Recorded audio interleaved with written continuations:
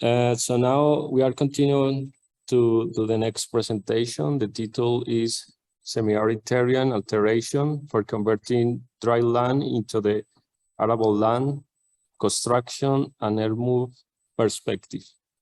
So the authors are Mos Almaro, Joseph Luis, and Jochen Teixeira.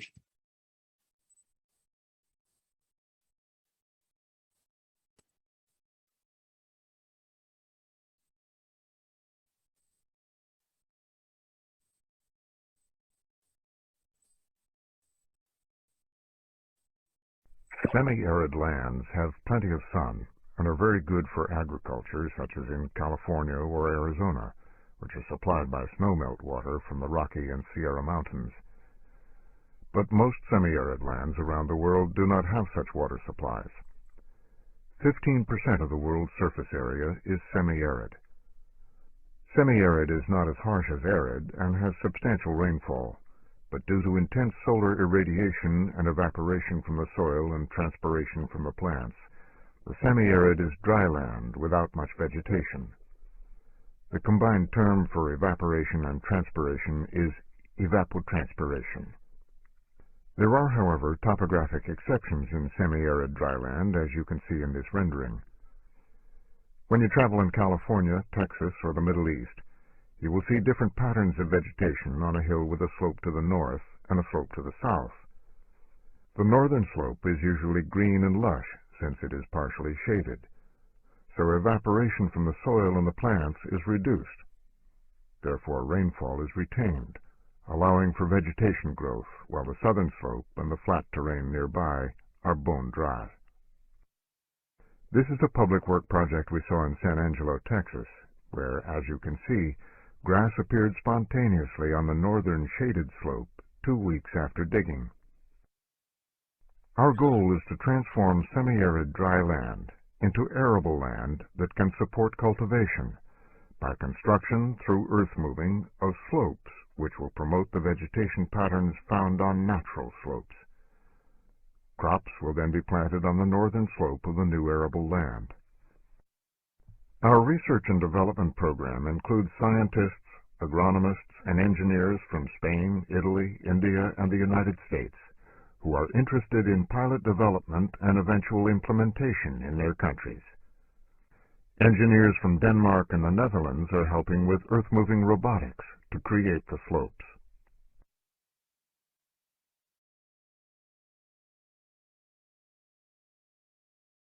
So earth moving is one of the most fundamental and most basic types of construction operations, and it applies to almost any type of construction project, So whether you're building a building, you need to actually excavate the earth on the footprint of the building for its foundation, or if you're building a highway, you need to do a lot of horizontal earth moving. So you need to you're essentially taking out earth from where the hills are and filling out the valleys with that same earth.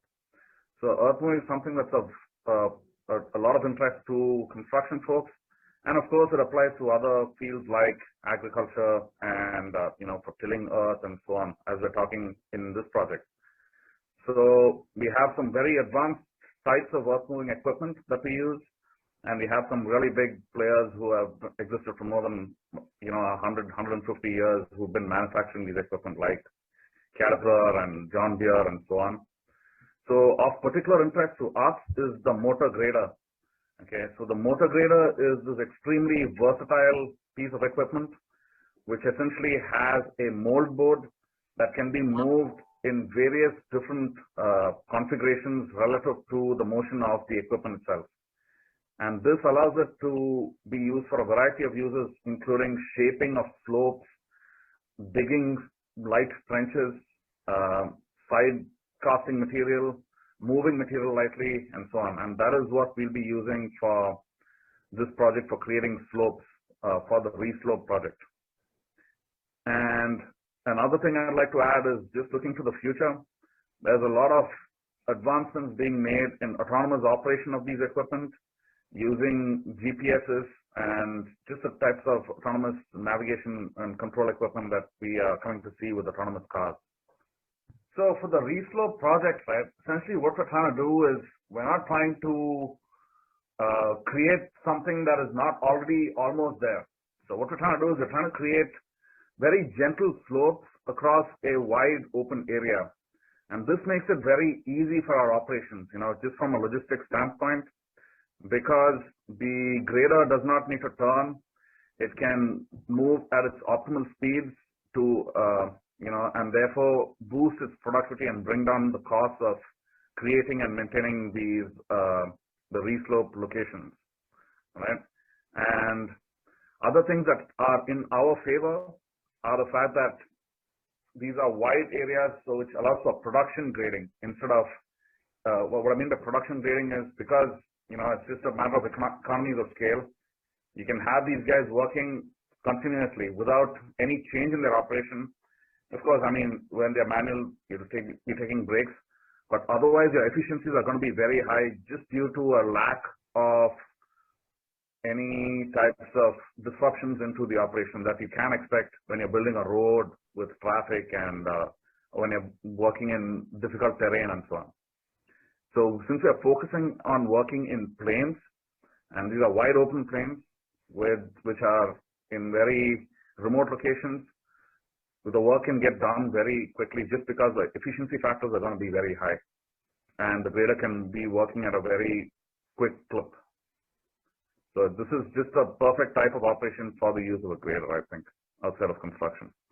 So one of the considerations we might have for these operations are just to think very high level about, what is the type of terrain that we have and how does that impact the choice of equipment as well as the number of equipment that we might want to use.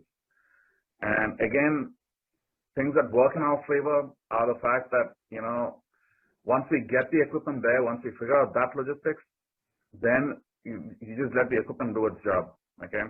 And before that, what would help is some type of an initial brief survey of the land that is being converted to this arable land. And even for that, because again, we're not working on undulating terrain, right? The terrain itself is going to be flat. It is not, you're not going to require the same level of resolution that you might require for other applications. So this makes surveying easy and quick, and because you're doing it at a rather higher level resolution. And this can be done with methods such as using aerial photogrammetry, remote sensing with drones, and so on.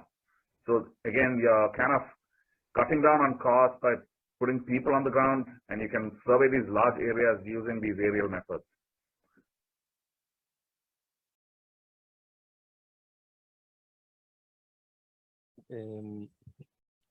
The author sent this video, so if you have any question, you can contact them.